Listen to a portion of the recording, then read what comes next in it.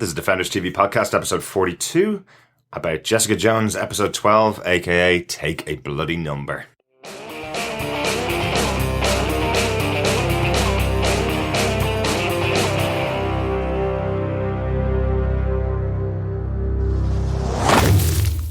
Welcome back, Defenders. This is episode 42 of Defenders TV Podcast about Jessica Jones, episode 12, aka Take a Bloody Number. I'm Derek, I'm one of your hosts. I'm John, one of your other hosts. And rounding out the troop, I'm Chris. Welcome back. Yes. We're here in the deli counter where we need to take a number 5. It just sounds so wrong. It's like, take a number. Yeah, I can do that. Take a bloody number. It's either you're swearing or something's really wrong with that deli counter. Absolutely bloody steaks. Medium rare. Well, welcome back, guys. Really good to be here talking about the penultimate episode of the Netflix series Jessica Jones.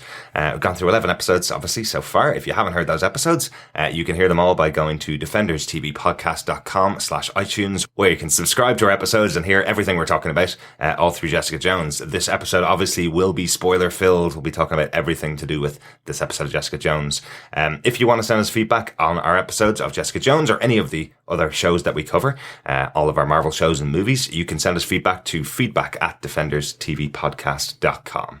And if you're not an Apple person and want to subscribe to the podcast, you can subscribe to us in any good podcast catcher. Just go and search for Defenders TV Podcast on Beyond Pod, Stitcher, Podcast Addict. Yeah, any other good Player FM. Or any other good podcast catcher, definitely. You can also find us on flickeringmyth.com as our episodes get posted. Guys, I think we can talk about this week's episode. What did you think overall?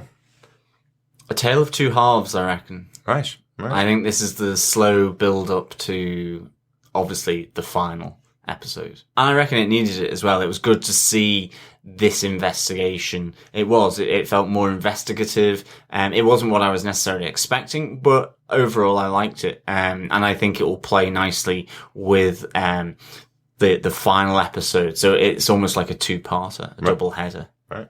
Chris? Yeah, I was really surprised about how subdued this was for a penultimate episode. Mm-hmm. Like, it really, for me, it felt like nearly 3/4 of this was just really slow. Now, John just said, talking about it as an investigatory type episode. Yeah, okay. Now, looking back that way, but there was points I was like, get on with it. Right, really?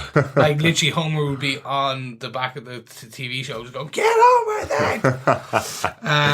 But it all was such a huge build-up to that aha moment, which Absolutely. we'll probably get to later. Yeah, I'd say for me, similar thoughts. I think some of the episode I was kind of feeling a bit like, where's this going? I don't really know why they're doing the investigation as much as they are, why it's lingering with the two characters so much, and then the reveal at the end, I suppose, was a nice shocking moment that put everything back into perspective for me as to why they were doing what they were doing with the episode. But overall, I did enjoy it. I think we'll get into our synopsis for the episode.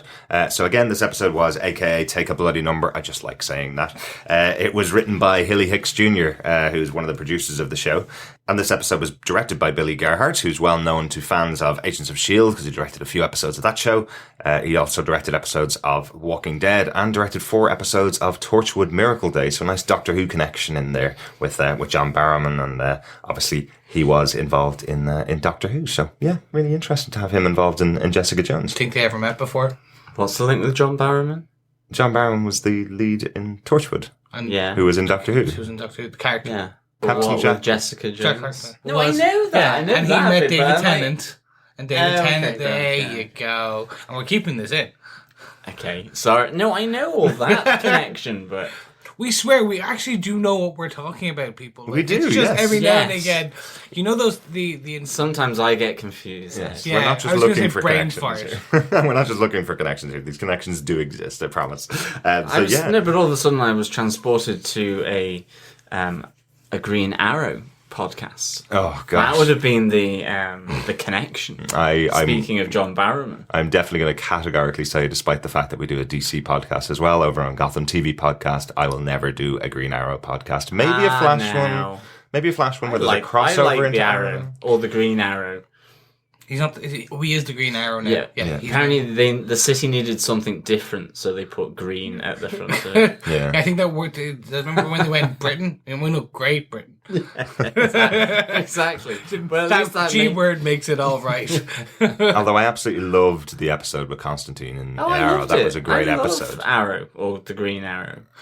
No, see, It's great, like, relaxation TV. Anyway, I think we digress. I've got a drinking problem. Speaking of characters, I love Lorelai. but speaking of characters with a drinking problem, let's get on to Jessica Jones for our penultimate episode. Exactly. what a segue. What a segue. Pretty good. John, do you want to tell us what we got? Sure. With AKA, take a bloody number. Luke reveals to Jessica that he was ordered by Kilgrave to destroy his bar, as the hunt for Kilgrave reunites Jessica with Luke, as bridges are built over the death of Luke's former wife Reva, as he forgives her of any blame. Meanwhile, Simpson has vanished at the hands of Dr. Kozlov, just as Trisha's mother presents unexpected information to her daughter about a mysterious company, I.G.H., who are responsible for Simpson and seemingly another important person in Trisha's life. All the while, Kilgrave is forcing his father, Albert, to concoct a way to increase and expand his control in order that he might affect Jessica once again. As Jessica and Luke go in search of leads at a nightclub, Kilgrave appears and unleashes an unforeseen power upon Jessica that culminates in a very different kind of shootout. So I just have to explain my Australian accent. Obviously, there are so many Australians in this series. What with Trish and Malcolm all being played by Australians and Simpson as well. Yeah. I just couldn't resist the bloody. They say it so well. Yeah, and Chris, that's an Australian accent. Right, okay. It makes more sense now. It sounds like my Cockney accent and my Welsh accent. Yes, exactly. We did get a comment on Twitter from one of our listeners who said that they almost spat up their coffee when and my hillbilly when accent they as heard well. your hillbilly accent, yes. Excellent. So, the way we cover our episodes, if you don't know by now, we'll say it again. Why not? Only two more to say this in, I suppose. Way we cover The next one, and the next one, Yep, and the next one. the next series, yeah. Absolutely. The way we cover our episodes is we take our top 5 points of the episode, some good, some bad, and hopefully by talking about those top 5 points each, we will cover the entire episode. Chris, do you want to kick us off with your first point about this episode? Okay, I'm going to actually completely veer away from what most people will assume we're going to kick off this episode with. Okay. I'm going to start with a tender moment. Oh, very good. And I'm talking about the moment on the rooftop. Okay, yeah. Yep, completely. It was just the Luke and Jessica had that really great scene where we believed they were dealing with all the issues. And Luke basically forgiving Jessica for the death of Reva. Mm-hmm. And I think I want to make sure I get this. I'll say it every day for as long as you need to hear it. That was just so powerful. It was beautiful, wasn't it? Yeah. And it was a genuinely sweet moment. It got close to a hammy level or a rom-com level, but then they literally, her face or almost like a chick flick, and I apologize for using that term, and they just cut it before it got corny. And I think that's what made it special. Yeah. Yeah, it was just a genuinely, and I think I've said it twice now, genuinely sweet moment where you're like, we're getting, in the penultimate episode, we're getting some resolutions. And it was the end of that arc. Yeah. Or so we believed. Yes, absolutely. And I think what an evil, evil man Kilgrave is. That scene was beautiful. This is where I kind of perked up and went, oh, this is what the episode is about. We needed this episode between Luke and Jessica finally resolving their issues. I think had said when they did their fight and break up that there is no possibility these two characters could get back together again. And yeah, I loved this scene. I thought it was really, really sweet. And then Kilgrave pulls the rug out from under the audience and says that he scripted the entire thing. And I think that's what really showed the pathetic nature of Kilgrave even more, is that he was, I think it was the line, it was like, that sexual tension, that's you and me. Yeah. Yeah. And I was like, no, wait, no. I know. Oh. And then Luke says to her, you killed my wife, how could I ever forgive you for that? Yeah. And again, you're wondering, is that the puppetry of Kilgrave? Again, telling Luke what to say to her when they have this confrontation. Has he told her, you now need to say to her, all you told her was a lie. You don't forgive her for the death, and everything I've given you is scripted. So it does leave a lot of again some hanging strands for the next episode. And that's not an annoyance for me, because you expect, like, this is not we have yet, as of the whatever date this is in January 2016. 16th of January. Yeah. 16th, yeah. Sorry, I'm getting blind.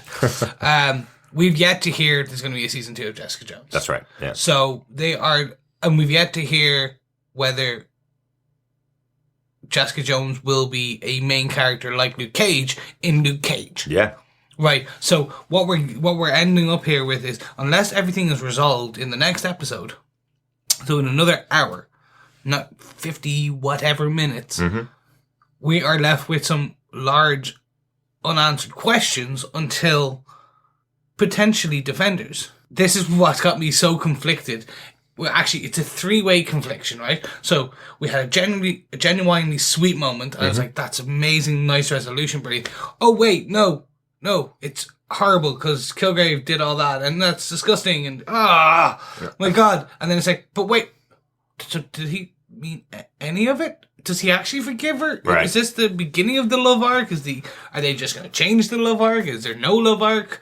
And it goes rapidly downhill by the end of the episode anyway. But yeah, I mean, I love that whole thing where he's forgiven her, just like you said. Like, it's so, like, nice. And it felt, they stopped it at the right place. Yeah. It felt genuine. It felt really like a move on from how he reintegrates into Jessica's life. It sounded really well, and then it's the rug getting pulled from under you. And it'll be interesting, unless Jessica, as you say, is as big a role or has a bigger role in Luke Cage, then it's going to really start to take a long time to develop this arc. Yeah.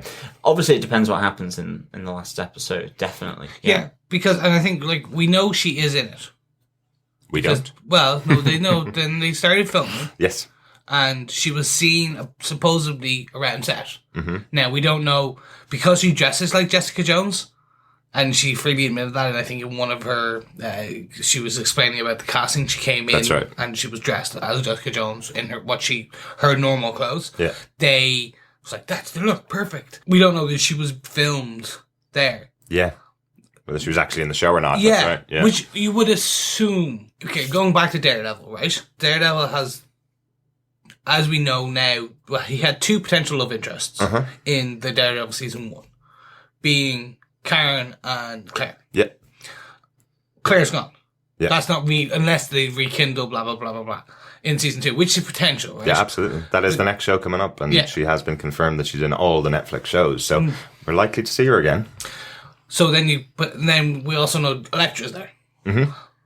So they've got some lovely love triangle piece going, but there's no, like, we know Elektra, that doesn't work out for Matt. Yeah. We don't know about Claire, but potentially, like, that's probably not going to work out based on series 1.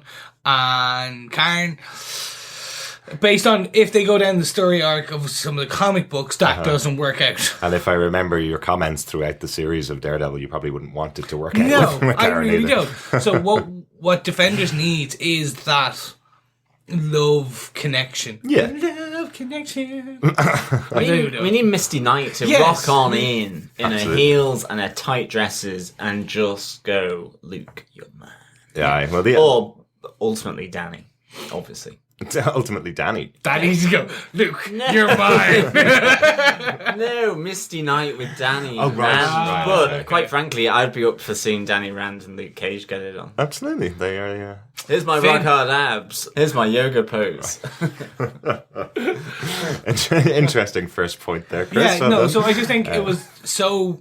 They played it very well, but unless we get some kind of more resolution, then it's leaving slightly a few too many unanswered questions. Right. Not in a bad way. Yeah.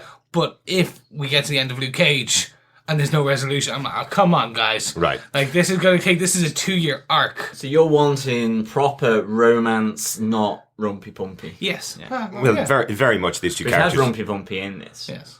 Yeah, well, very much these two characters in the Marvel universe are kind of like, they're probably the big love story of the Marvel Comics universe. There is obviously Reed Richards and his wife, but these two are the main characters that have had a kid and have been married, right? They're well known that the two of them are very, very involved. And Mary Jane and Peter Gwen Parker, Stacy. Peter Parker, and Mary Jane are like Spider-Man's dead to me. Well, let's back also now for Civil War. Well, let's also just point out again, both of those characters, those love stories, are owned by Fox, right? So the Fantastic Four, terrible film, but the Fantastic Four and Spider-Man are both owned by Fox. So within the Marvel Cinematic Universe, really it is Luke and Jessica. Everybody really knows the one thing that they know about the two of them is that they end off together. Yeah. So I really like how they played it in this show, where we saw them together at the start. We saw the sexual attraction between the two of them, and then coming into this episode, they come back together.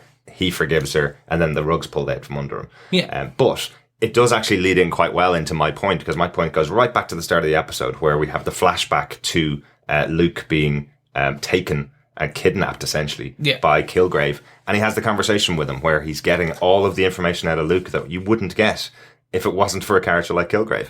He essentially says to him, what is there between you and Jessica? And Luke says to him, we have something.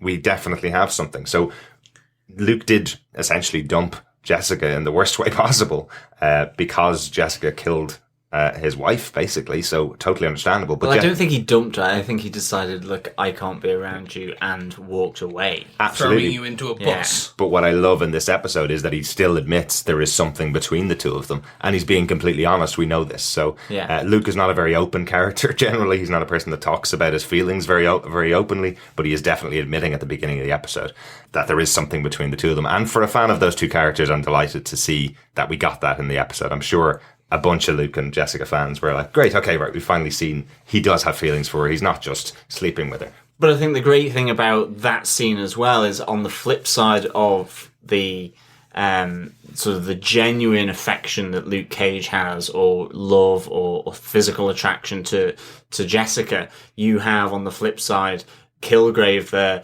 kind of really trying to probe to see, did you bugger up my chances with Jessica? And he's like, no, you did that yourself. Yeah. Like, so the chalk and cheese of Jessica's sort of turbulent love life is there in the back of this cab.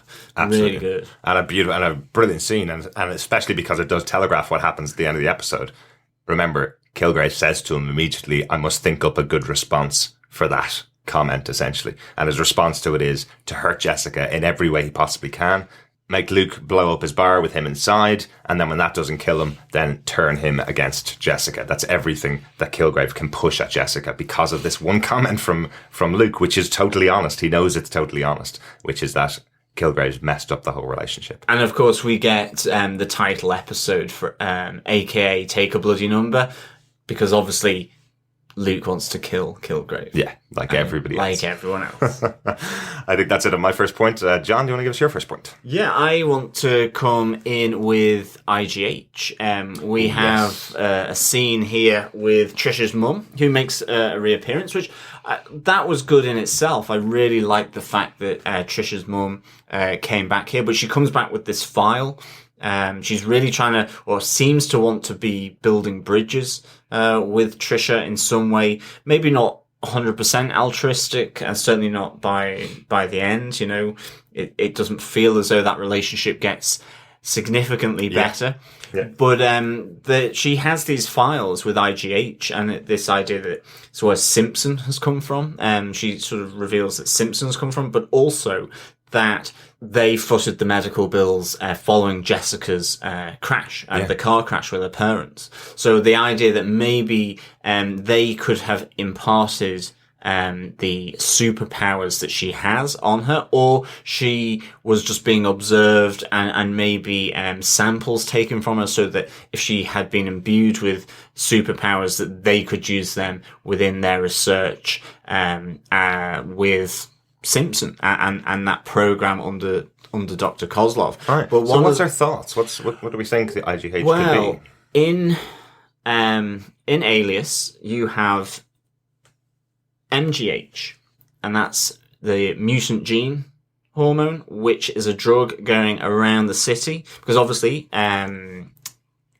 Luke Cage has problems with drugs are part of his background. So I think that probably in the comics it connects more in with that. But there is this drug going around, and obviously now, I don't think the show here particularly points out what I.G.H might stand for. Well, they say that Trish has looked into it, and there's no connection. There's no such company. Sorry, Trish's mom had looked into it. There's no such company as I.G.H. Yeah. But it could then be that the I is replaced with Inhuman, given Agents of S.H.I.E.L.D. and obviously all the things happening there, that it could be the Inhuman growth hormone. So there could be the possibility that this kind of mysterious organization and company has given her alien DNA or Inhuman DNA. And it might be Hydra. Very interesting. And it might be Hydra, exactly. Wow. No, I don't think Hydra. I think AIM.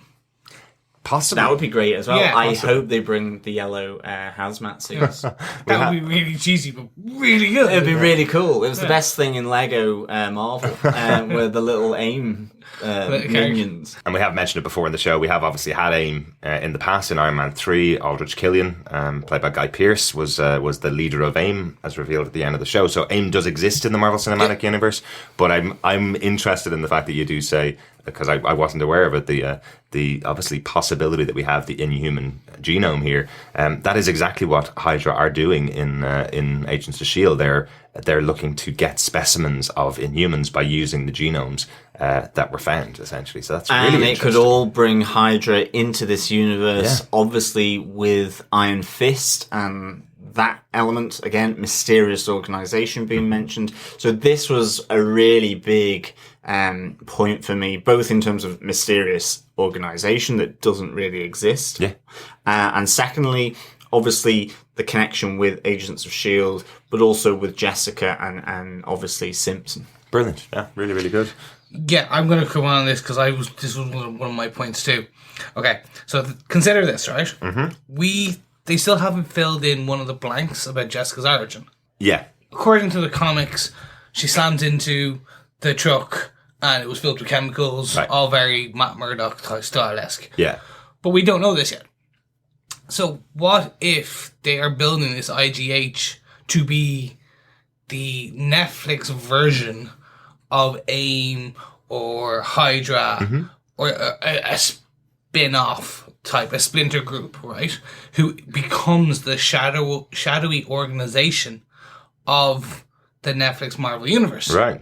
So what we get then is perhaps they experimented on Jessica when she was in the coma as one of the kids. Maybe. Because that links, she was in a coma and we have the whole bit which hasn't been 100% tied up because Jessica just gives Luke the flash drive. Yes, she does. And that's it. That's the end of that arc, if we want to call it that. Setting him off on his investigation for the Luke Cage TV show, potentially. Yeah. Potentially, yeah. But then, let's go further, okay?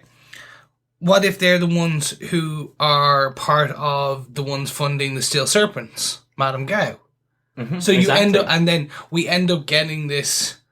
Do you remember? I can't remember. I think it was the Immortal Iron Fist series where you had Hydra trying to take down Danny Rand's company. Yeah, and get to the gate of the 7 cities of heaven and Kunlun and all this kind of stuff, like to deal with that or to try and capture and use this mystical power, which of course they're kind of trying to do in Agents of S.H.I.E.L.D. I kind of at the moment have it aligned like that in my own head. It might not be what's going on, but it's that they're going to different planets, and that's kind of the same maybe as different cities in heaven, these different areas, realms, planes, whatever, that to try and bring in this kind of mystical weaponry for their own use. And certainly, that they have had Stephen Strange as well on their radar in The Winter Soldier. So it's all sort of building towards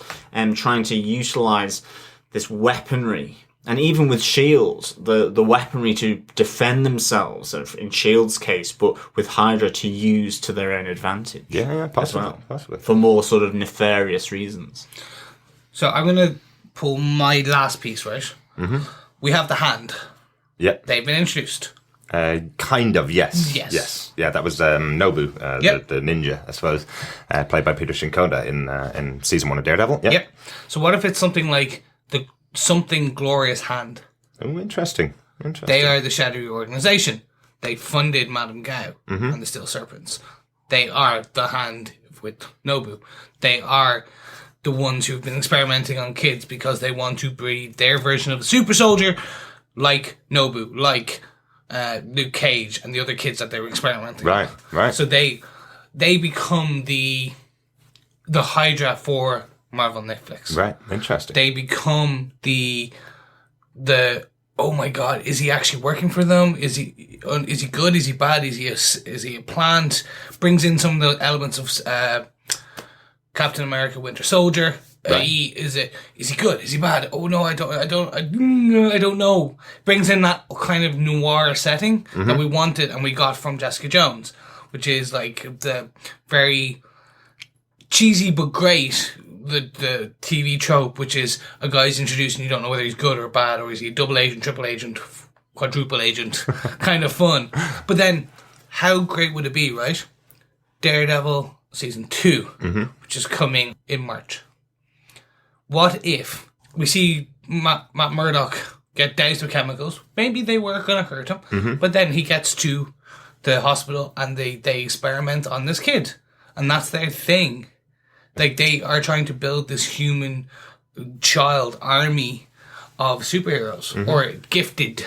Maybe they were behind Black Sky in the first season of Daredevil as well, which is the young kid who had the superpowers. So maybe there is this connection between I.G.H. and all of these, all of the shows.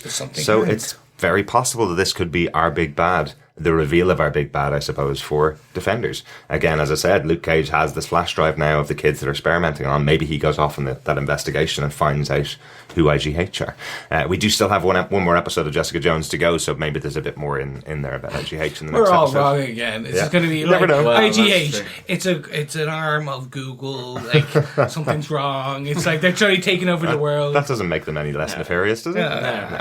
Like, Google is Hydra. Absolutely. Cut off one head, it becomes Alphabet. Yeah, exactly.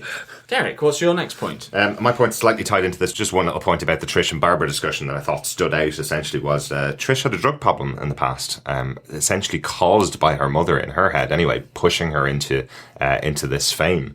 Her mother kind of comes into her and says, I heard you were taking drugs. Again, did you relapse again? And Trish says, no, it's not like that. This is a completely different thing. I'm absolutely fine. I haven't relapsed. So it's another bit of the mysterious past, I suppose, of Patsy Walker that we're hearing in this episode. And what I really am feeling over the course of these episodes, I think I mentioned it last week, that we're getting much more of an origin story of Patsy Walker than we are of Jessica Jones. All we know of Jessica was that she was in a car accident and now she is Jessica Jones with the superpowers. We still, 12 episodes into the series, haven't found out how she got the superpowers. We know that I.G.H. foot the bill for the medical, but we are totally guessing at whether they were involved in testing on her or not. We still don't know at 12 episodes in, which I think is really interesting. But Patsy, we know a lot more about. We know how she's got to where she is. We know that she empowered herself because of how she was forced to do things by her mother. We know, obviously, she took the drugs last week and had the big fight with Simpson. So we know that she wants to be a hero, wants to be a superhero. We don't know anything like that about Jessica, which I think is fascinating considering the show is called Jessica Jones. You'd expect to have gotten the origin story of Jessica. And one other thing I wanted to call out is definitely Barbara's exit from the hospital. I thought is one of the best exits I've seen in the show so far, which is I'll just go and scream at nurses on the way out to cheer myself up. Really good, that little moment from Barbara, who is a despicable character, but I love her. I really enjoy seeing her in the show. Yeah, and so with the drug problem, I'm glad they actually resolved that, because I think, and now our listeners will be able to tell us, they alluded to something like this back in the very beginning when Jessica kind of meets and talks to Patty at the beginning. Yeah. They her problem at the time. I think we talked about it. Yeah. We go, could she have had a big breakdown type thing? Yeah. But you're right. I also get the feeling that we're getting, Jessica's built. Mm-hmm. She already is the quintessential anti-hero of this. We're seeing the build of Hellcat. Yeah.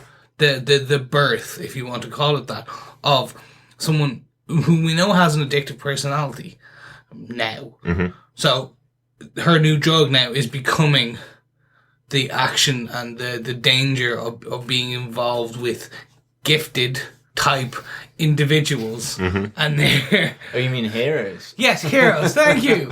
And we can actually... Can we use that now? Is that taken? No. Sorry. Sorry, that the gifted is still getting to me. 12 episodes in and I'm still ranting about it.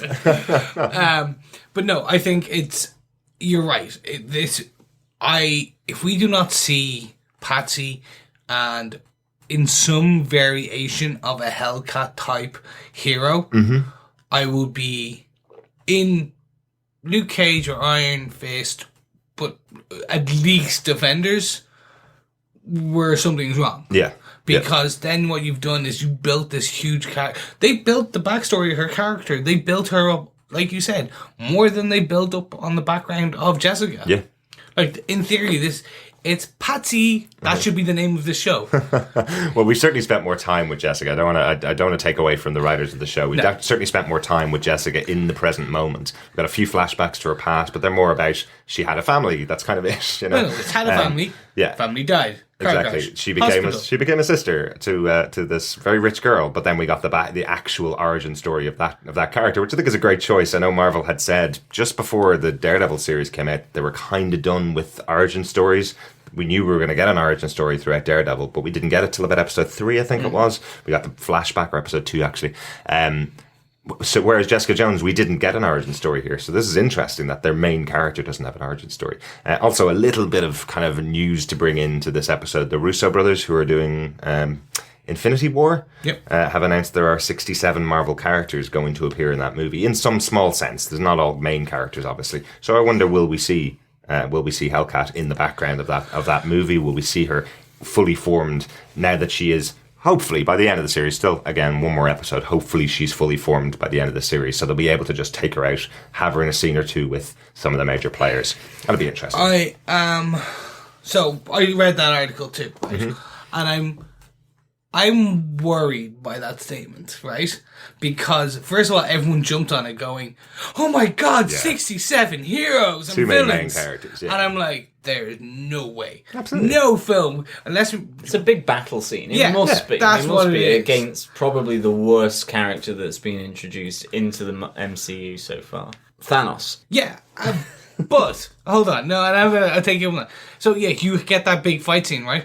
But they still haven't confirmed if they're bringing the MCU TVU into of course. the MCUU. Yeah. Like the big one, the MCUU. They're all connected. That's what they've said. They're connected. And I think that's what the Russo brothers were saying. Very much they were saying, we'll use every character we have available to us. The script's not written. The movie's not shot. We know that. They're very much just saying that. And as you said, instantly when they released that as a headline for an article, everybody jumped on top of it. They did clarify that they will use all the characters. All they mean is, we have a universe now. We'll use everything we can. That's what they're really saying. It's essentially not saying they won't have bystanders running by in the background. They'll be able to use characters that have been built up in the universe, whether it be cops that we've seen in the TV shows. But that's brilliant. That brilliant. To me is the double page spread of a massive fight between, whether it was from Civil War, from World War Hulk or something, this huge...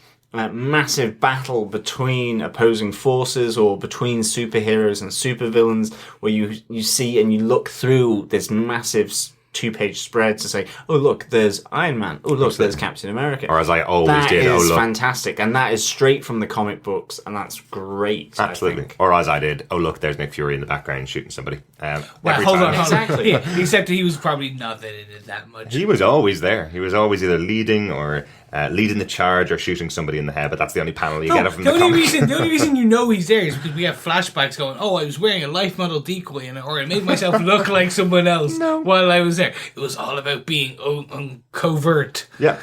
Was it ever the real Nick Fury? Is the question. It's going to turn around.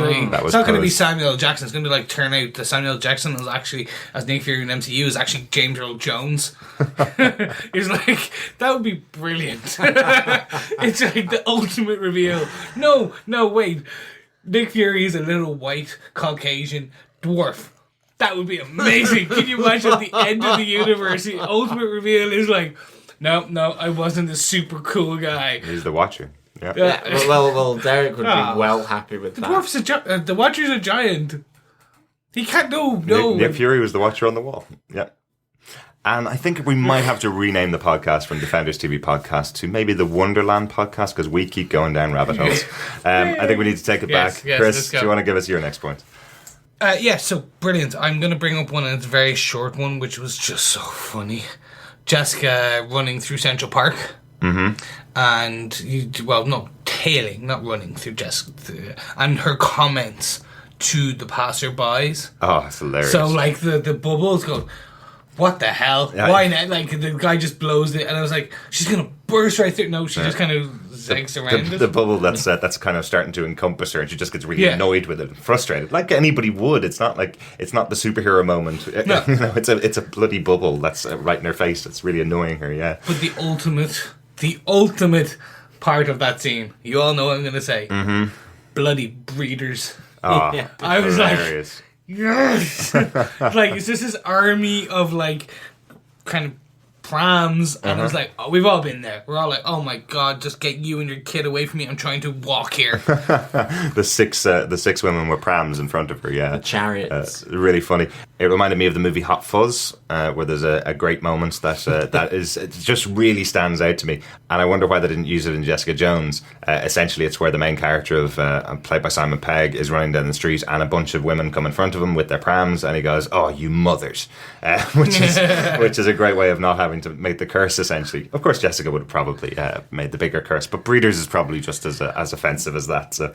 But the reason I loved it even more is because I know the comic book where she becomes a breeder. Yeah. And she becomes with Luke Cage and has a baby. And one of the probably only big pregnancies and births in the Marvel comic universe that has stayed alive and hasn't been retconned or that we know of right now. Yeah. And I was like, oh, that's brilliant. She is ultimately not a mother whatsoever. Absolutely. She has no mothering type trait or anything in her. Mm-hmm. So we'll either see this becoming and growing in her, or it's just going to be no, she's a hard as nails, whiskey drinking, I don't give a shit. Yeah. And I was like, yeah, that's perfect. Yeah, no, I really like that touch, definitely. I think the way they approach it in the comic is, and that's why so many people love the character of Jessica Jones, is that when she gets pregnant, she has that reaction, which is, I don't want a bloody child.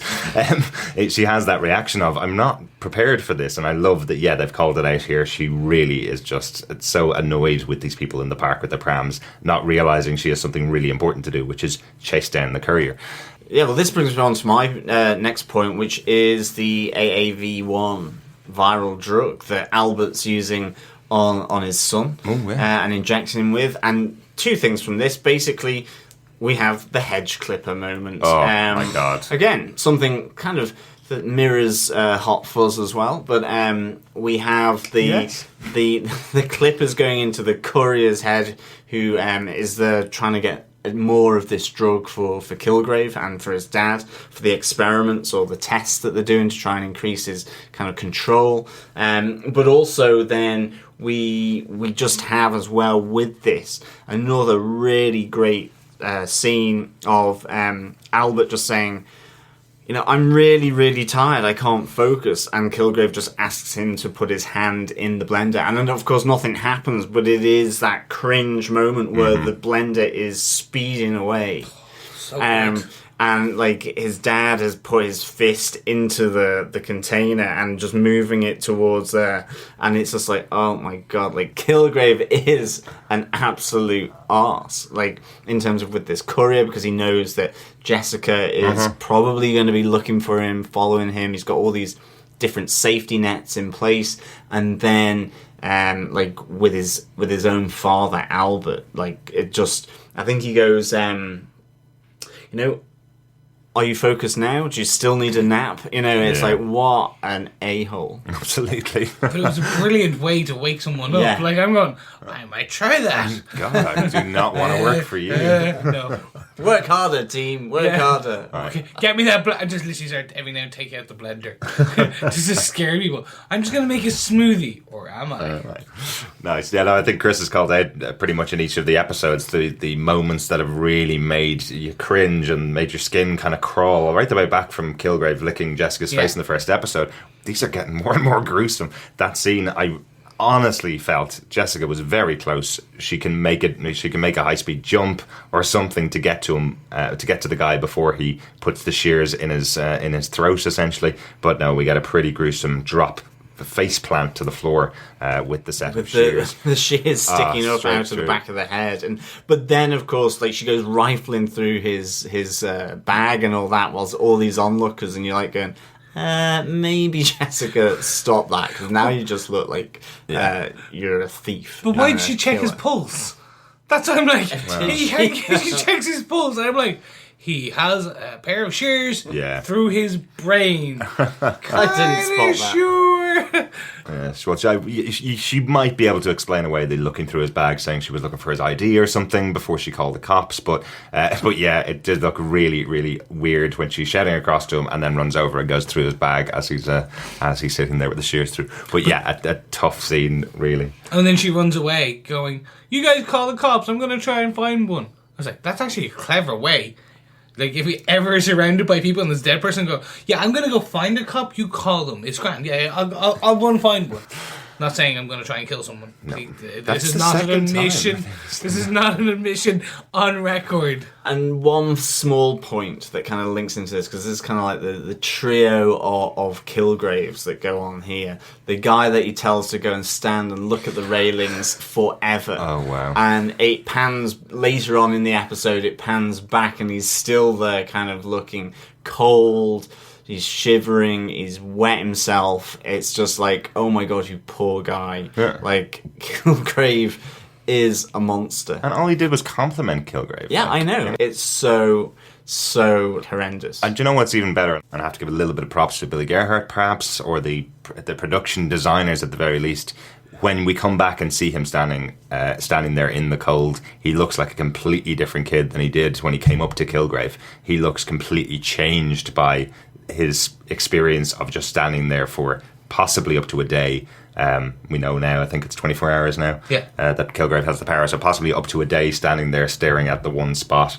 It's a fantastic design, a really good little callback, essentially, because he doesn't do anything. Nobody stops him and nobody saves him or anything like that. He's just in the background as Jessica arrives, isn't he? Yeah. So, well, foreground. Foreground, sorry. Yes, her background, our foreground. Yeah. Good perspective discussion there, Chris. That's right. Derek, what's your next point? My next point is the other big moment, I think, in the episode for me is Robin's farewell to Ruben. I think you mentioned it earlier on, Chris, that there's a lot of wrap-up that's going on now. We've only got 2 episodes left. The one thing I would say about this is probably, I think this could have happened in maybe episode 9, but there was too much going on there. Maybe episode 10. It feels like it's been kind of pushed out a little bit later than it should have. Robin seems to have been sitting around the apartment a bit too long, not actually doing anything as a character, not really progressing much in the show. But I thought the scene itself was fantastically played by the 2 actors. I thought it was really well done. And there's a nice bit of comedy in there as well. There's a couple of lines that I particularly liked out of it. I love that when Malcolm is talking to her, he's saying to her that, yes, everybody liked Ruben. His banana bread was amazing. He must have put crack in it. Actually, wait a minute, was there crack in it? Being a crack addict, I thought that was a nice little gag there. And then Robin's final farewell to her brother is, may they have express delivery in heaven, which I thought was great, because she finds the package that she had made him not get express delivery on arriving to her home.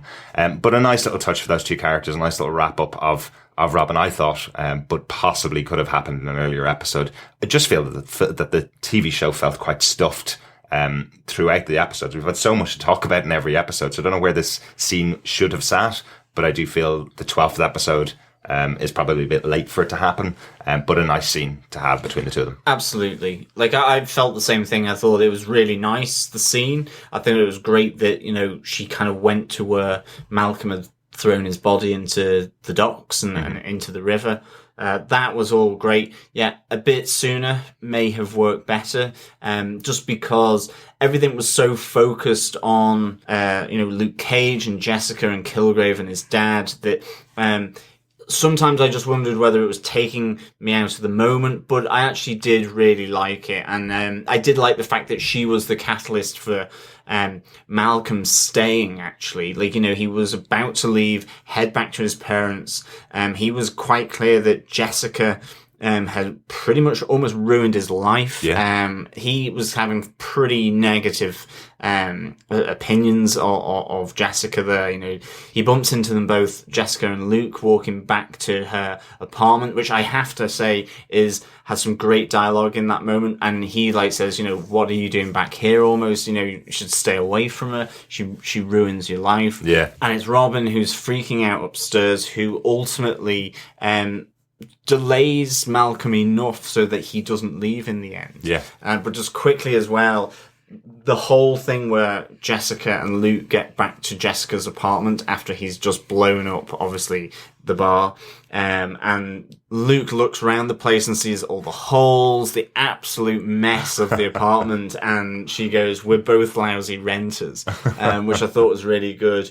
And I love that she doesn't explain it to him. She's had a huge fight in the apartment with Simpson. He probably needs to know this. But Luke Cage just sort of as a side goes, at least it's not on fire kind of thing. So a really nice little sort of nonchalant kind of moment with a few little dropped gags, sort of subtly put in there, which was really good, I thought. Right. Yeah, I'm gonna disagree. I don't know what it is. Robin character has now grated on me so much. If it wasn't for the being used as a plot point to further Malcolm in basically getting Malcolm to stay, there would be no need for the scene. I think it needs to that character needs to be rounded out. I think from your point before that she had no character arc, this is the character arc. And hopefully we'll see her back as Typhoid Mary, as you've pointed out before. So we probably needed a bit more of her character to show off in the show. And potentially, it's the craziness for a show that is very Daredevil-esque in that it is grounded in reality, not like some of the other MCU stuff. She is a caricature of a character. But those people exist. Really? In New York. Really? They do. And I mean, it's... Come to New York Comic Con with us next year. Whereas a man with unbreakable skin and a woman who can, fly doesn't. I know what you're saying. I definitely understand that. But, I liked her character, ultimately. I just thought here, it maybe could have been done a few episodes earlier. Yeah. Okay, perhaps then if it had been done sooner, I would have... And it should have been linked in with her finding out from Malcolm, and Malcolm trying to say, well, look, I'll give you closure by taking you to where I dumped his body. Something along those lines, rather than... he does that here, and I just think that would have happened earlier. Yeah, because again, there is that weird moment as they arrive at the docks where she says, "Why are you taking me down here?" I always wonder about that in TV shows where they've clearly spent about 25 minutes with each other with dialogue that we don't see on the screen. And you go, well, what were you doing for the last 25 minutes on your walk down to the docks? Were you not asking him why you were taking him there, But I did like her Pisces discussion about the fact that the two of them are twins. They were both born in March. Sending him back to the water is the right place to lay him to rest. So she didn't seem hugely angry about what happened, so that she does get that closure out of the moment. So I did like the scene, definitely. Chris, do you want to give us your next point? Okay, I'm going to talk about the point that we've been dancing around for this. I wanted it as all of our last points because I know it is our last point. Okay, well, is this everyone else's last point? Can we talk about this? I think we can talk about it. Is this the nightclub? This is the nightclub. Is this the nightclub? This is the fight. Yes. The fight. This was surprisingly thrilling and scary aha moment and a wow moment. I thought you were going to say a wham moment. Then you would have had two 80s bands in one sentence. We could. Wham. No. A Duran Duran moment in there as well. Oh my God, yeah. Can you imagine? That would actually be brilliant. They had different music playing. Anyway, this is what we complained. This is what I complained about. Yeah, but on yourself. This is on me. In other words, we didn't have that much action in this show. Like fisticuffs Yes. action. Yeah. Coming from a show like Daredevil where we had at least a punch and a kick every episode. This made up for it. Absolutely. This was 20 minutes? It was a good 15 minutes. Yeah, a good 15 minutes of just wall-to-wall punches and kicks and going... See, this is the thing. They showed how someone of that small frame can go against the bruiser that is Luke Cage, which is unbreakable. Because she was smaller, so she was jumping under him and then kicking him in the knees and then throwing him into... And how she was using her powers as well. Yeah. Like, where she pushes herself off the wall and, like, kind of glide, like, speeds like a bullet into him. Right. Knocking him into that the was wall. really And then, cool. Yeah. Now, our listeners, if you're listening for the very first time, I sometimes get annoyed by TV trope and film trope and cliches. That's a word. Yeah, it is. It is a real word, a trope. Look it up.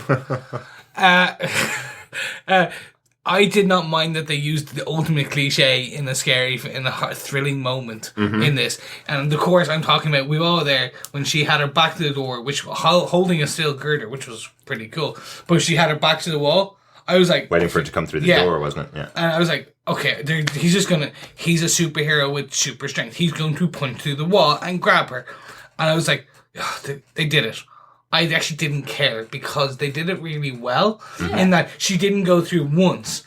But it makes sense for his character to punch through a wall because he's got unbreakable. Absolutely. But they made it again, because typically in a film, they just like he'd pull through in one fell swoop and grab her through, right? In this, he grabbed her like almost like a bear hug and pulled once, nothing, twice, like getting closer. And the third time she slips through, but she bends over. Yes. She's using her strength to try and stop him from pulling her through the wall. I think that was it. This fight was so scrappy and so messy. It felt absolutely how it would pan out. You know, she is having to fight smart, dirty, really hunker down and scrap it out with this huge guy. And I absolutely love that. Even just with the police door. Oh, that was amazing. The squad car door that being pounded was like really, really cool. And I loved as well just how it mingled in to begin with on the dance floor with Kilgrave as the DJ, the MC, sort of directing it, and saying how he had been in control all the time as Luke is there trying to kill her. And just like, that was my line. Did you like it? You know, that like really annoyingly, kind of going back to, I think it was the first point we made, but like, you know, just really cool. And that was all being done on the dance floor. Yeah. Really, really liked that. Oh yeah. And boy, did they dance. What a great fight sequence. Just that particular moment that you were talking about through the wall. It really, I know it's, to you it's a trope, but to me it just is right out of a zombie film. It's that moment of the zombies breaking through a wall to take out your hero or your heroine. Fantastic moment. Really, really enjoyed it.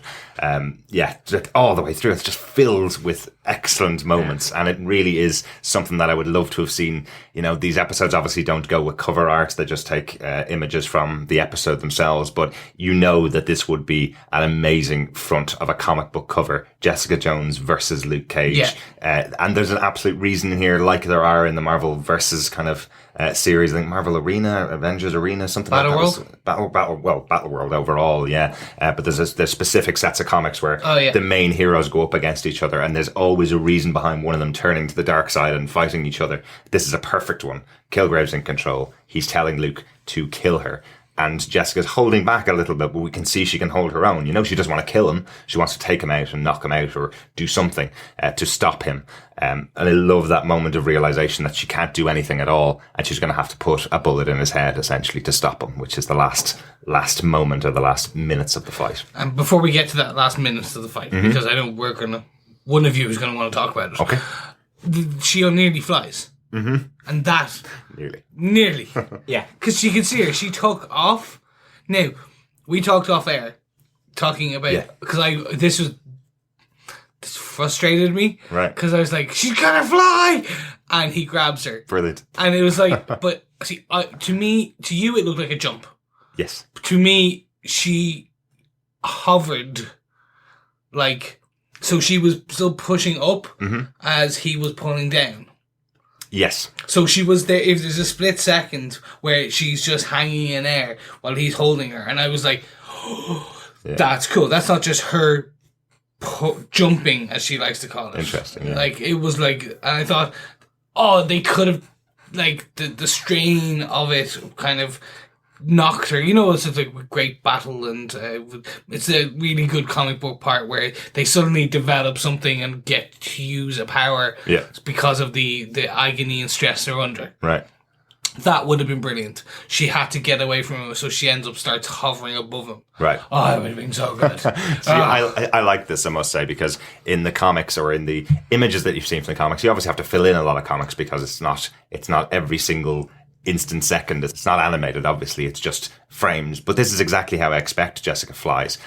But we've talked about on the podcast before that we don't actually have a flying character that does it under their own power at all. We have Iron Man, who obviously uses the suit. We have Thor, who uses the hammer. So Jessica's our first possible flying character. But effectively, the way I've explained it to myself in my own head, not given a huge amount in the show, what we are given are these types of teases all the way throughout the series where people look up and go, is she flying, or did she just jump over our heads, kind of thing? Do you remember one of the episodes earlier on with the cops? The cops. Yeah. Whereas in this one, you think exactly, is Jessica going to fly here? Are we going to see Jessica actually fly? But no, you don't. She uses her strength to push herself off the ground at a higher rate than a human could because of the power that she has. Not saying that Jessica's not a human, but we see her jump only a couple of inches off the ground and then is grabbed by Luke and smacked off the floor like something from wrestling. You know? It's jumping. It's real. No, hold on. Look, if it was jumping, that she wouldn't have hung. He would have just slammed her down. Or he's holding her and slamming her. It's the move from Luke, I think, that's keeping her held in the air. But I like answers on a postcard, people. Absolutely. Team Chris, Team Derek, and John. We do have a Facebook group where you can go join, which is Defenders TV Podcast. We do have an email address, which is feedback@defenderstvpodcast.com. Send in your thoughts there rather than trying to find our actual address and putting it on a postcard. But yeah, that's my thoughts. I love jumping Jessica, and I love the fact that we've never seen anything more than a couple of inches off the ground. They didn't develop a rig for Kristen Ritter to be hanging in the air with. We've seen her jump a lot, but not any flying so far. And I love so good. This is what it always looked like in the comic books for me. But John, any thoughts on that? On the flying, it's jumping. It's jumping, right? It's real. 2 against 1. Come on, listeners, join my side. Come on, come to the dark side. No, I mean, because then she would need inertial dampeners on her eyeballs or something. Goggles. Oh yeah, Goggles. But then inertial dampeners. So to go back to the fight itself. Yeah, basically. On the fight, I love the fact that it got so crazy, she did have to essentially put the gun up against his chin and fire. And I mean, to begin with, I was slightly confused as to suddenly why she was thinking and crying and racing back to him as though like she had hurt him, because obviously she, fired it at his skin, which is unbreakable. So I was kind of going, this is a bit strange. This is really weird. But I suppose maybe it's almost like a knockout punch, or something like that, or a concussion that he's gotten from it, from the recoil of the gun, or the sort of the thump and the pressure wave from it, or something like that has affected him, right, rather than it being a physical kind of knockout blow or something. Right. It's done something internally, but I don't know how unbreakable skin works. Kind of weird to think maybe what was going through the writers here, but initially I was struck about how odd it was that he was knocked out, firstly. Right. And secondly, that she was concerned that she may have killed him or something. Yeah. Well, I think that's part of the way it's played, and you're feeling the right way. That's definitely the way the writers want you to feel. That is the point. It kind of comes back to me. I think the TV show Heroes did it, where we have the cheerleader who can't die, right? Yeah, okay, she didn't die the first time they tried something with her, and they kept doing experiments essentially to see how far they could take it. Yeah? Yeah, okay. Even though she didn't die the first time, could she die the second time, right? does that cause the person who's doing these things to her to be a murderer? Yeah. So in this sense, what Jessica is essentially, to me, the way it's being read is Jessica's putting a shotgun up against the head of a guy that's told her he's got unbreakable skin. But has he tested every single thing in the world to see if it can penetrate his skin or not? So she is probably thinking, all right, I need to do something big here. Nothing I'm doing is knocking him out or taking him off the battlefield, essentially. Will I put this gun to his head, pull the trigger, and see if that will knock him out, or could it actually kill the guy I love? And he's not invincible either. I mean, we know that just from the comics, so... Yeah, so Jessica doesn't. She doesn't read the comic. That'd be really interesting. That's me. Fourth wall. Absolutely. But we'll wait for Deadpool for that one. Yeah. But yeah, I think that's kind of the thought process that's going through her head. She's putting a shotgun up against his head, and she's deciding whether she'll pull the trigger or not to take him out off the battlefield. And she doesn't know what's going to happen to him.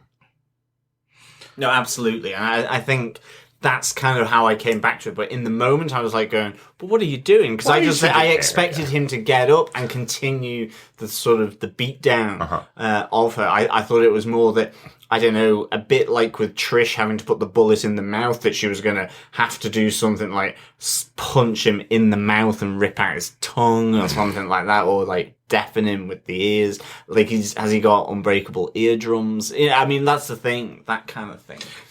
I wondered, like, was she going to find the weakness to him? Or is it going to be a case where she's just going to have to run away? Yeah. Yeah, for me, when the shotgun went off, I expected a moment of him to sit up with wisps of smoke kind of billowing from his face kind of thing as a shotgun blast, because I didn't expect that to knock him out. This is the bad sides of knowing what we do and following these things. We know Luke Cage has a series coming out. Yeah. We know he cannot die. Yes. Like, that is the trouble.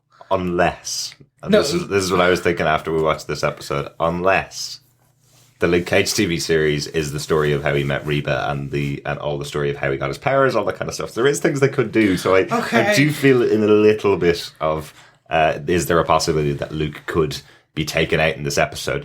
But then he put a angle grinder to his abs. Very true. And like, that didn't. Yeah. Like that, and probably diamond cut and right. It was hammed a bit too much in that last bit where she's crying over the body.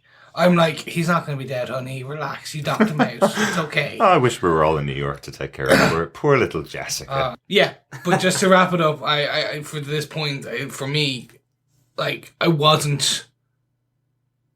I think we discussed about it before, slightly, in terms of that. I can't remember which podcast it was, in the slightly being taken out of the moment because you know this is a main character. I get you. And not like there's upcoming pieces for him or her. Yeah, and absolutely. Yeah. And so it was just like, now it does not take away. It takes away a fraction. Right. But overall, this was amazing. Like you said, like, I agree with every one of your points. Like that door scene where she rips the door off and she just pounds him. You actually see the door, because I had to rewind it. You didn't have to, but you know you did. I certainly rewound the scene a lot. To see the door start, like, whatever way they built it from a prop type of way, it started going in and bending. Yeah. In her hand, and then when he finally rips it out and throws it away, I was like, that was amazing. Great. It felt like really a Hulk moment Yes. almost. Yeah, it was really good. Really, really good. I think overall that's all the points we have on the episode. John, do you have any notes about the episode? I do. I have two. We've got a whiskey watch here, which is Wildfowl quality whiskey, which I suspect quality is a lie. And then Top quality the other whiskey. one is, forgive my indulgence, but on the yellow New York cab, you had flat fur JFK, and I just laughed at that point. I have to say, I thought, there's no such thing in New York cabbies. I thought, oh, look, there's the humour. I love this. I love this humour in Jessica Jones. Yeah, a little tip for anybody going to New York: never take the cab from the airport. It's very, very expensive. Take the train. It's about $7. Yeah, as opposed to 80, even though the flat fare is Plus actually tip. 50. Plus tax, plus tip, John. No, on the whiskey watch, I was thinking about this. Can you imagine if Wildfowl is the MCU version of Wild Turkey. Yeah, exactly. It'd be brilliant. It'd be like, yeah, no, we're gonna take your favorite things like Pop-Tarts and Wild Turkey and Coca-Cola, and they'll rename them just slightly. And you'd be like, I know that. A Coca-Cola or something. Yeah. I like it. Derek, do you have any notes? Yeah, a couple of little notes actually that we didn't really get to talk about throughout the episode. There is a mention from Kilgrave's father, who's now helping him out with increasing his abilities, that he's using stem cells. So this, I think, means that he's taken the fetus that was being experimented on. He's using the stem cells of potentially Kilgrave's child to develop his powers, which I just thought was quite interesting, that there was a bit of a callback. It was very slight. It was just a one-liner where he says that, where he makes that comment, essentially. But I thought that was quite interesting that they did do what we thought they were doing, that he goes to Hammond Labs, goes and picks up the fetus, and then goes and experiments on it to increase his powers, essentially. So that's quite an interesting little touch. Yeah, just one thing on Albert, actually. I think when him and Kilgrave come out of the nightclub, the church, the first time, and Kilgrave tells the kid to go and look at the railings forever, at one point there, it struck me that Albert almost seemed to be there of his free will, and I wondered whether there was a double cross, or that actually Albert and Kilgrave were sort of working together as father and son, because I think in the end it was more that he was drunk, I think, and Kilgrave was just relaxed. But for a split second, it just gave me the feeling or the impression that Albert wasn't really being held there against his will so much, but obviously, we find out later in the episode with the blender that that's not the case. But that was just like one thing, small thing that kind of struck me at that scene, definitely. Yeah, no, totally agree with you. There is a little moment. And it's one of the weird things about Kilgrave's powers when he is controlling someone, that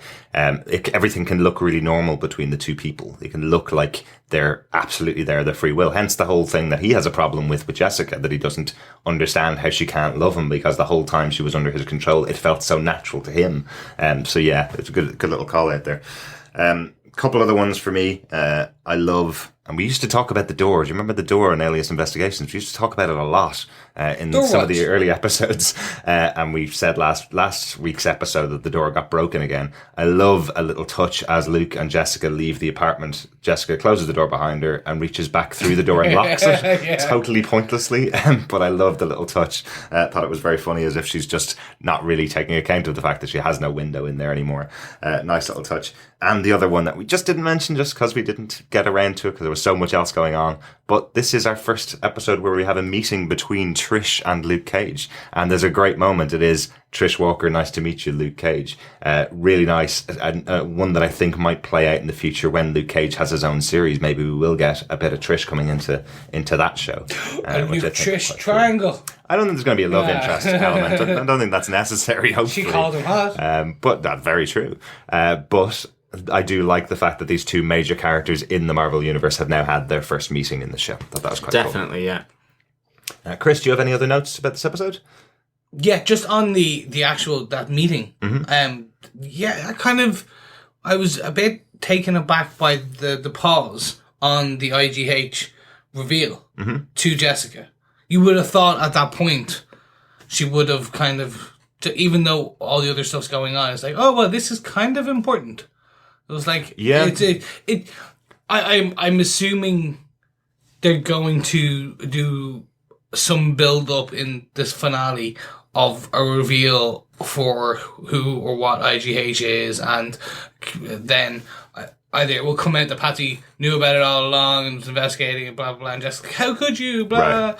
Or it's going to be just kind of like forgotten about. Yeah, I kind of feel, I don't know, put my head in the mind of the character, but I think with Trish, it's like if I see a guy I don't know who's accompanying Jessica, has he been Kilgraved or not, essentially? Do I talk about anything in front of him just in case of anything? So okay, I wonder if that's the thought. Yeah. It's like, wait a minute, this is a guy that I've never been told about by the girl who tells me everything, essentially. So maybe there's something going on here that I don't know about. Maybe I shouldn't trust him off the bat, essentially. So quite an interesting thing, considering what actually happens, that he has been Kilgraved. Yeah. So luckily, Trish didn't tell Jessica about I.G.H. I keep wanting to say I.G.N. Yeah, same here. because that would have gotten back to Kilgrave. So quite interesting. Yeah, and then my final point was just on the Kilgrave father scene in the penthouse. He has great taste. He has great taste in houses. Just in houses, because you just see randomly, you always see two people in the background. This time I think it was a gay couple, and but it was just lovely penthouse. Amazing apartment. Yeah, it looks amazing. Didn't Obviously, it? I was just like, I kind of want that power just for that. I kind of want the money that those two characters must have been making to get a New York penthouse. Can you imagine how much money that is? Only Kingpin can afford that kind of apartment. I'm not saying that everybody lives in a penthouse apartment in New York is as evil as Wilson Fisk, but anyway. A majority are. No, on that note, I think we'll go into our recommends. John, do you defend this episode of Jessica Jones? I do defend this episode of Jessica Jones. I would give it 4 bloody numbers out of 5. I really thought this was solid. I think immediately after the episode, I did kind of think it was pretty slow. I was like waiting for it to really just explode into this kind of finale over 2 episodes getting Kilgrave. But it pegged it back, and I think it pegged it back in a really good way because, you know, we got introduced to the I.G.H, I'm going to call it inhuman growth hormone at the moment, you know, which helps explain potentially two of the characters here in Simpson and even in Jessica. And it threads nicely and absolutely gorgeously throughout the other parts of the MCU with regards to Agents of S.H.I.E.L.D, even possibly moving down towards the other Marvel Netflix shows, you know, in terms of the yellow USB fob with Luke Cage, maybe into Iron Fist, who knows, AIM, Hydra, everything we've discussed. You know, it's just a really juicy bit of something to get your teeth into and to really allow you to just go off on multiple theories as to what's going to happen. So I really like that. I loved Kilgrave in this. I loved his despicableness in all of it in terms of the hedge clippers, the blender, the standard, the railings forever, all of that, and all topped off with a big cherry on top, with the massive fight scene at the end. You know, the ex-lovers, the fact that it completely pulled the rug from everything that Luke had said in the episode up till that point, that he was suddenly now, it was all Kilgrave. You know, these were my lines. Did you like all of that? And the big scrap and fight at the end. Really, really enjoyed it. I think if there's any minute slight of negativity in this, it would be to do with just being pulled out of the moment with Malcolm and Robin. I really still enjoyed those scenes. I think, as you had said, Derek, I think they could have just been brought into the show earlier. The fact that, you know, these are all slightly different lengths, each of these episodes, you know, cutting that back a bit and introducing it into other episodes could have worked in the Netflix sense, because they don't all have to be 44 minutes long. Some are 55, some are 50. Yeah. You know, they are different lengths. So that could have just been done earlier, but I liked those scenes as well. So that's why it's just a small little niggle for me. But overall, absolutely thought this was a really solid thing. And I think it probably will reflect nicely with the finale as well, which I suspect will be an all-out affair. So really good, really defend this episode. Chris, do you defend this episode? I'm just really happy I Kilgraved you into saying a negative point about this episode. Yes. How did Chris do that? And now, look. It's the pheromones. But I just want to say, I'm saying a negative thing there, but I don't mean that the episode was bad. Absolutely. No, I know. I'm saying it's still an amazingly great episode and really solid. And I think, again, it's a relative thing. It's just because it is all so good, you sometimes, things that do just kind of make you, it's not even that they're bad. That suddenly, maybe they just fall slightly flat in your own interpretation of things. Suddenly you get sort of magnified in your head as being something negative, and they might not be. So everyone out there, I'm not No, but like... No. So, yeah, so it's just a slight negative, but I love this episode. It's why it's not a 5 out of 5, basically. But is there ever going to be one? You never Maybe, know. when I look back. Or we watch the finale. Dun, dun, dun. For me, I think I said at the very beginning, I was surprised how subdued, a quarter, half of this episode was. It was plodding. It was slightly slow. Now, I get they were trying to wrap things up. I'm sorry. Still didn't like that scene. I think I agree now. Like, they could have put it earlier. The more we talked about it, okay, yes, maybe in a different part of the episode different episode, it would have made more sense and I would have been happy. Great. We're trying to get Malcolm to a better point. Okay, good. I get that. We're happy. Just, it slowed it down a bit too much. But getting to the good part, it made up for it. It made up for everything. The fight scene, the aha moment, the reveal, it was just so well done. Like, even the lighting. I don't think I've ever talked about that since back Daredevil days. Yeah, absolutely. Like, they had the purple, the hue to the club, and the purple lights outside, and blue, going blue and purple. Yeah. Like, it was just fantastic. It was almost like his lair, Yeah, basically. exactly. It was like, that cheese. No, not cheesy. That I was gonna go. You remember like Mr. Freeze lair and Batman and Robin? It could have been that bad, but they didn't. It was just a nice hue of purple. So it was brilliant. So if I had to, I'd give this 4 out of 5 bloody punches of Luke. Like, to Jessica. Like, it was just, like, he went to town. But then she took all of it, and it was great. Like, so close to flight. We're going to argue about this off air, I know this. It's like, it was a flight. It was a jump. It was so, for me, it was great. It was, I think, again, this is a byproduct of us watching, recording. I would have binged. Yeah. Like, you know how like, listeners, if you really want to really hurt yourself, watch, like, the penultimate finale of something like this. And then when Netflix goes, continue watching in 2015, I'm like, if I forget to press stop, like, maybe it's not my fault. The computer did it. And just another point for listeners who don't know Chris, if you just listen to his podcast, Chris watches a lot of television like we do, but you're definitely a binge watcher of TV shows. A lot of times you'll wait for episodes to build up. You won't watch them all on a weekly basis. You'll wait for 4 or 5 to build up and then watch 5 back to back. Generally something I don't do. I generally do watch TV on a weekly basis. So that's kind of what I've forced the guys to do for these episodes. But this is tough. But like, for me, like, the Doctor Who, I have 3 Doctor Who's plus the Christmas special. Right. I've brought them all together because I know I'm going to watch one, and I know there's 1 or 2 cross, like 2-parters, and then there's Christmas special. I'm like, I'm spending a 5-hour session one day. Going to do that. This was hard because they went from a slow start, which nothing wrong with it. It was just it was investigatory. If it had been in episode 8, the first half of episode 8, it would have been perfect because it was just it. But then they arced up to such an amazing level. I was like, God damn you, I want to watch the next part and see what happens. Even though I like that that's directed at me. Yeah. Right there. But it was okay, and I'm going to wrap up.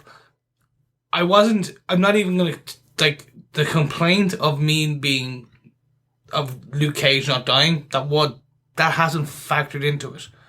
Like, that is a big thing to show how good this episode is. And how well it was stitched to you wanting to watch the next one straight away. Because you just don't think. You're like, oh my God, did he actually? Oh my God. Tell me more. So, yes, if I had to, 4.4 out of 5. It's a one of the must watch. Just bear with it. Okay, Derek, and to wrap this up, tell us what you thought. Of course I defend this episode. Of course I do. It's an excellent episode. I was lucky enough to be able to watch this twice this week before recording the podcast. Watched it the first time and thought it was quite a little bit slow. Watched it the second time knowing the reveal and thought, this is amazing. I love how they've set everything up from the first conversation in the car between Luke and Kilgrave, that throwaway line that he says, you know, what am I going to do now to repay that compliment, essentially, or to repay that comment that you've made to me. Loved it. Loved the episode. Loved everything about it. Loved the fight scene at the end, obviously. Loved the little touch of Robin still, you know, a person who was crazy before we met her, essentially, now having the backlash from what happened to her with Kilgrave, where she's suspecting a delivery person of coming to her door as being a hired assassin for Kilgrave, or an assassin of Kilgrave. I thought that was a great little touch. Lovely touches throughout this episode, really tying up the loose ends that we've gotten to lead into probably what's going to be a pretty big finale. Still don't expect there's going to be a huge fight scene between Kilgrave and Jessica in the final episode, but I like that we've tied a lot up to set up this final episode as being a great one. And another brilliant episode from the makers of this show. Really, really enjoyed it. So we'll be back again next week with the next episode of our Jessica Jones coverage, our final episode called AKA Smile. I think we have a little bit of feedback to close out this episode then. So our first bit of feedback comes from Sylvie Carbonneau, who got in contact with us on Twitter. She says, I listened to your review of episode 11 of Jessica Jones today. I really share your thoughts about this one. About 3.5 out of 5, with a bit of a plus for Trish, obviously. Yeah, no, thanks for that, Sylvie. Yeah, it was a really good introduction and fight scene from Trish. I mean, that was one aspect of it that I absolutely loved. So definitely, it really helped pull the episode up, definitely. But it was another one of those great episodes because of the different things going on in it. So, yeah, definitely. Yeah. Viva la Hellcat. Yeah, Hellcat forever. Cool. Some other feedback that we got over on flickeringmyth.com, where our episodes are also posted. LK has been posting some comments over on flickeringmyth.com on our episodes posted there. We're really sorry that we haven't actually gotten back to these for the last couple of months. So just a couple of quick comments from LK. The first one he left for us on episode 6 review. He says, there's a bit of an irony there. Kilgrave won the hand of cards with a 2 of hearts. Nice little touch there. He says, I've no problem with Kilgrave wanting to play cards, and then at the end, once the pot is big enough, getting bored and saying it's time to go. So this was the episode where Kilgrave wins his huge pot of money to buy Jessica Jones's house. Yeah, I think we would all like to do that, to be honest. At least win, probably honestly, in a game of poker. I mean, to be honest, for me, to win any game of poker, or even remember the rules. But yeah, it's a really nice little spot there on the 2 of hearts as well. So yeah, thanks so much, LK. Yeah, and about episode 9, LK also says, wow, you guys are harsh. This was possibly my favourite episode of the series. Chris? Yes, Chris. You were harsh. I'm not. You guy Yes. was Yes. harsh. Yeah, no, that's all me. Okay. Yep, that's all me. Yeah, I loved episode 9. Yeah. No, I don't know. I'm still not. I'm not going to go back. We must not focus on the past, but look forward to the future. Absolutely. And the final piece of feedback from LK says, Kilgrave only told Clemens to get her off me, detective, which he did. Nice little touch there. So that was about the detective who was told by Kilgrave. We thought he was told to kill Jessica, and you were wondering, Chris, whether he would have tried to kill her for the rest of the episode. The specific direction given by Kilgrave was get her off me, detective, which nice little touch. Okay, Thanks yeah. so much for Cheers, catching that. LK, Okay. yeah. I fully take everything I said back in half that episode then. No, well, around that point. And our final piece of feedback comes from Cassandra Atticum, speaking about episode 8. Cassandra points out that in the comic book Alias, Jessica actually says that the Purple Man never touched her. She emphatically denies it. She says he makes her watch and beg for it, basically in punishment for being a superhero. Yeah, we spoke about that in one of our other episodes, that we are aware that there was never any actual rape. There was never, from the Purple Man in the comic books, of Jessica but of other people, essentially, through the comic books. The show seems to have taken a bit of a different tack. Although up to episode 12, we actually have never seen a scene or a flashback to Jessica in a bed or anything like that. Very little of physical contact between herself and Kilgrave. There has been a lot of discussion about the mental impact of what he does to her throughout the series, more so than the actual rape itself. But yeah, thanks very much for that point, Cassandra. Very good of you to leave that feedback. If you want to send in direct feedback to us, send it to feedback@defenderstvpodcast.com. You can join us over on our Facebook group. Just search Defenders TV Podcast, obviously. Join the group. We do have a page over there, but that's mostly where our news and our episodes are posted. The real discussion happens within the group. Just get in contact with us. And remember, subscribe and follow us on iTunes at defenderstvpodcast.com/iTunes, or again, search Defenders TV Podcast on any other good podcast catcher and subscribe to us, or in fact leave a review so that others can find us and the word spreads as we move into the final episode. Yeah, I think we can close it out there. Thanks so much for listening. We'll talk to you again next week on episode 43, which is Jessica Jones, episode 13, aka Smile. Thank you so much for listening, and in particular for my bad accents. Smell you later. And now, just because John talked about bad accents. Ta! Bye. Hi there, this is Derek, just jumping back in after we finished our editing of the podcast. We just heard the news that Jessica Jones has got a season 2 from Netflix, with the announcement on Twitter from the Jessica Jones handle. They provided a phone number that you can call and hear a very special message from Jessica Jones herself of Alias Investigations. Here it is for you, though, in case you're not able to dial the phone number. Alias Investigations. We've got cases and shit, so leave a message. Record your message at the tone. Press any key or stop talking to end the recording. We're obviously really excited to see what's up for Jessica Jones in season 2. We did record our finale podcast as well prior to the announcement of season 2, so you will hear some thoughts next week on what we think could come in season 2 if it gets announced. But you know now, season 2 is coming. But we'll talk to you next week for our finale review.